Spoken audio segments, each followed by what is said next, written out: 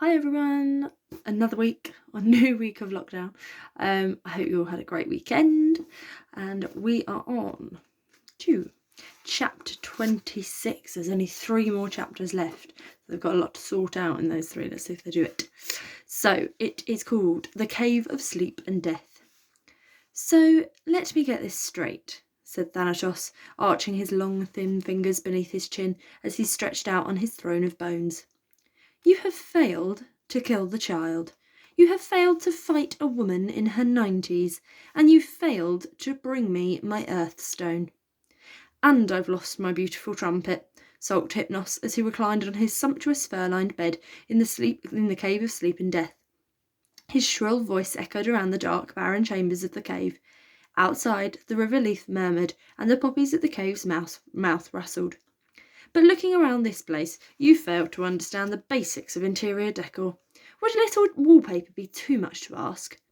My patience wears thin, roared Thanatos, leaping from his throne and flinging aside his black wispy drapes surrounding his brother's bed. If I thought for 1 minute you were double-crossing me. Where's the fun in that? Smiled Hypnos, his brother's fury immediately cheering him up. It's all under control, trust me. You're far too suspicious. I wonder why, said Thanatos, pinning his twin against the wall and grabbing his cardia. I'm warning you, brother. Betray me again and I... Can't kill me, grinned Hypnos. You swore an oath, which I will uphold as I tear you apart piece by piece, leaving only your loud mouth to tell me where my chaos stones are. Perhaps I should start now to remind you where your loyalties lie. Thanatos, said a new voice outside the cave, cutting through the air like a moonbeam. Thanatos spun round. Who's there? He shouted. Too slow, taunted Hypnos, taking advantage of his brother's distraction to free himself from his grip. Get back here, snarled Thanatos. I'm not done with you. Well, maybe I'm done with you, trilled Hypnos. You're not the boss of me, and you're no fun anymore. See ya. And the demon of sleep unfurled his wings and whizzed out of the cave with a whoop, shaking the sea of poppies that wafted at the cave's entrance. Who is it? Demanded Thanatos again. Reveal yourself. The intruder stepped into the cave. Well, well, well. How did you find me? Smiled Thanatos admiringly. Charon, said Elliot, walking into the darkness. It's amazing what he'll do for 3 bottle tops and a pen lid.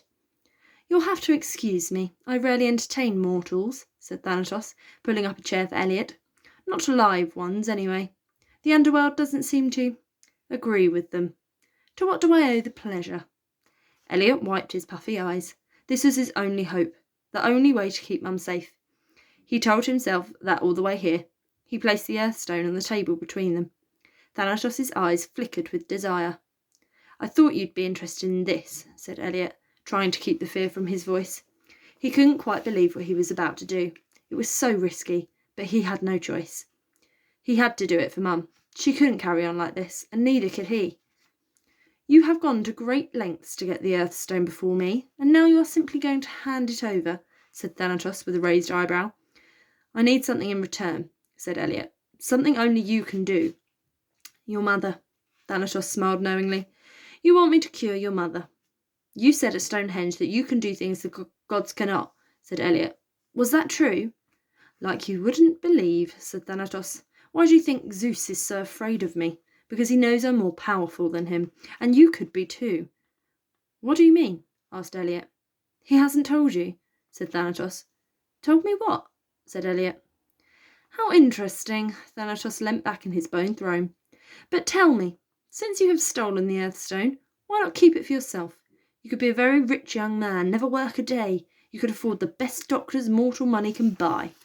She doesn't need a doctor, said Elliot. She needs herself. Can you give her that back? Thanatos stared deep into Elliot's eyes. If you give me that, he said at last, gesturing to the Earthstone, and its 3 companions. Elliot turned the diamond over in his hand. It was a high price. What would this mean for the world? But Mum was his world. He needed her back.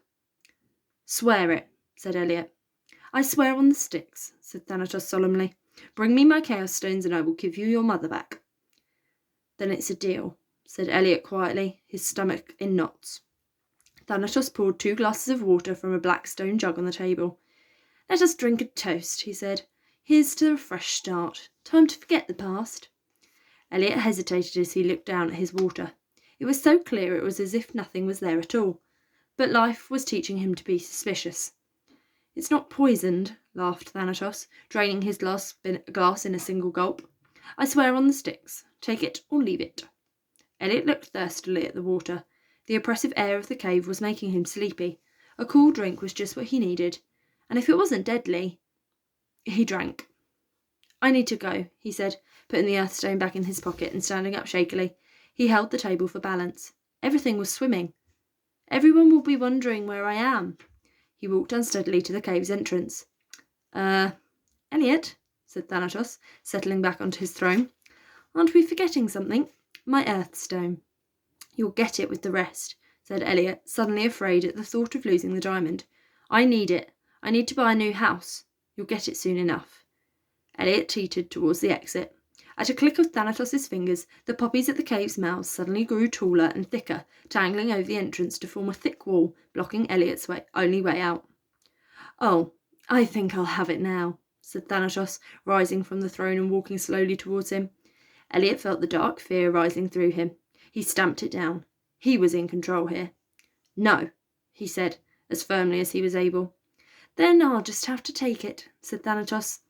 Elliot flinched as Thanatos lunged towards him, but as soon as he got close to Elliot's body, the demon was knocked away by some invisible force as beneath Stonehenge.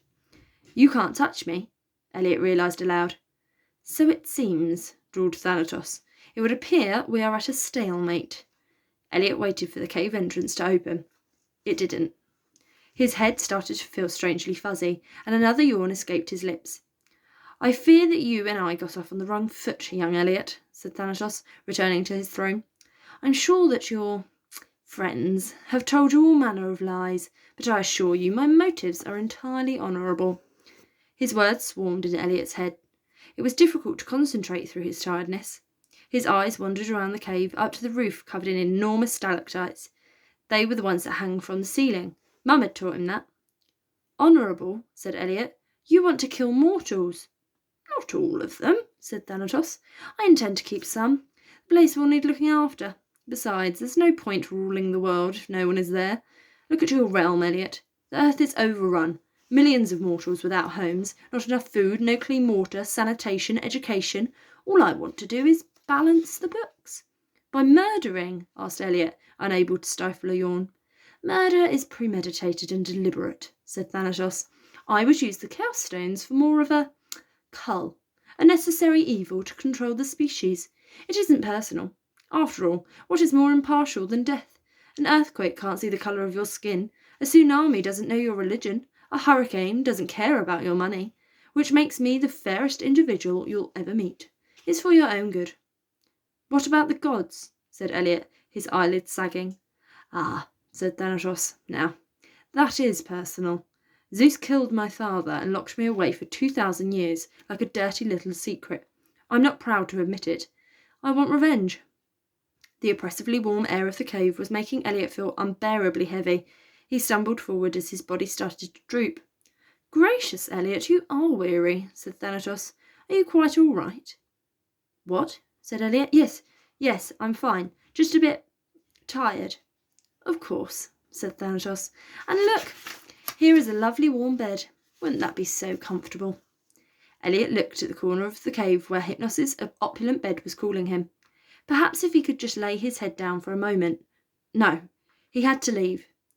Let me go, Thanatos, said the demon of death. You seem to be struggling with your memory. Nothing wrong with my memory, said Elliot, through half-closed eyes. Remind me of your name again? Of course I know my...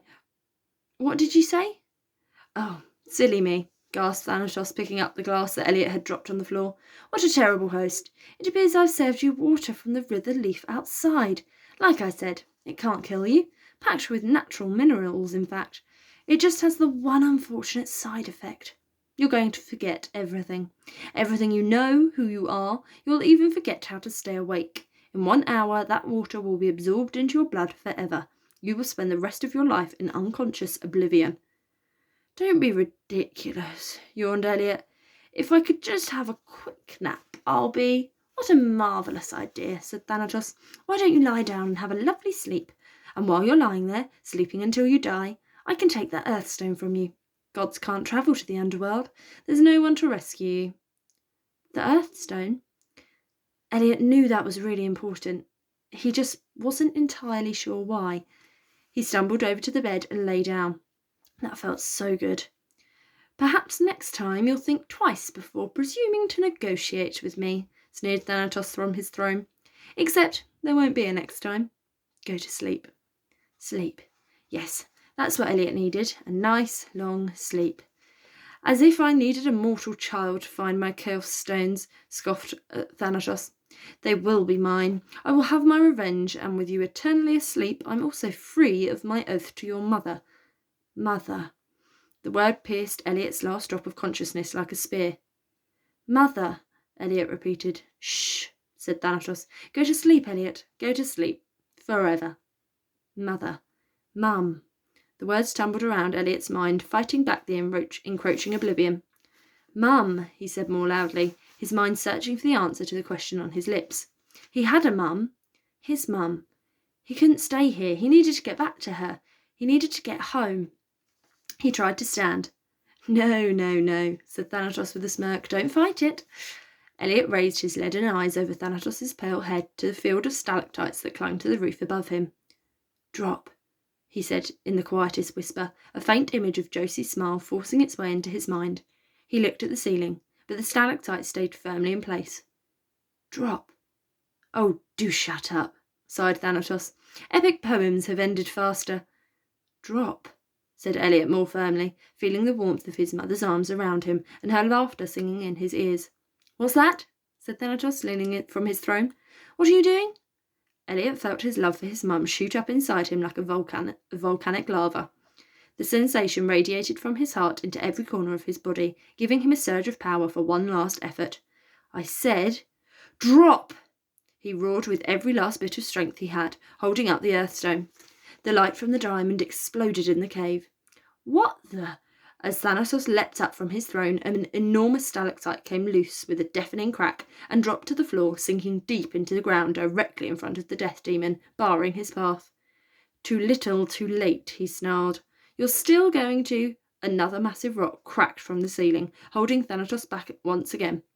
He moved to avoid a third falling on him, but everywhere he turned an enormous stalactite fell to block his way. This won't save you, he screamed at Elliot. You'll rot here anyway. But his curses were futile. The stalactites kept falling all around his throne, creating a solid stone circle around the livid demon, who raged at the mortal who had cheated him of his Earthstone. This won't hold me, yelled Thanatos. I will find you. I will find the stones. You cannot defeat me. Oh, do shut up, Elliot murmured, holding the Earthstone high above his head to send a final shower of stalactites down onto Thanatos, silencing the demon beneath the rockfall. Elliot flopped off the bed and dragged his heavy body across the floor of the cave to where the poppies were wilting as Thanatos' spell weakened. He held one of Charon's cards between his fingers, desperate to summon the ferryman at the riverbank. He was nearly there, but he was just so tired. Elliot reached his trembling fingers towards the river and stretched his arms as far as he could, dropping the card with a whispered prayer. It landed on the blade of grass nearest to the water. He had missed. Elliot's head slumped to the ground. He could go no further. He'd failed. He'd failed the gods. He'd failed himself. He'd failed Mum. He let out an anguished sigh. So this was it. He took one last look at the lonely grave around him before closing his leaden eyes for the final time. Oh dear. Things are not looking good for Elliot. Let's see, we've got 2 chapters left. Let's see if we can get out of it. Fingers crossed. Right, I will see you tomorrow. Bye.